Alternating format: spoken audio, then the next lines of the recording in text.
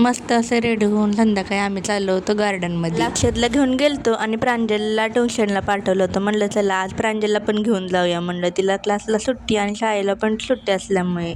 अर्धा तास वाट बघून शेवटी बस आली. मग बसलो बसमध्ये आणि गेलो गार्डनला. गार्डनच्या जवळच एअरपोर्ट असल्यामुळे आम्हाला गेल्या गेल्या विमान दिसले. मग काय सगळी त्याच्याकडेच बघत बसले. व्हिडिओ पण कॅप्चर केला होता बघा. अक्षतला ना 2 वेळा आम्ही गार्डनला नेलतो ना, तेव्हा तो गपचूप एका जागेला बसायचा ना, आता ना सगळीकडे पळतोय. त्याला काय एका जागेला बसच वाटत. तिथून गेलो कपड्याच्या दुकानात. म्हणलं चला 1-2 टॉप बघूया म्हणून. टॉप बघितले 2, पण काय ते बसत नव्हते. मग काय फुगे घेतले आम्ही. घरी परत आलो. घरी आल्यानंतर काम करू वाटतंय होय. मग काय म्हणलं चला मसाले भातच बनवूया.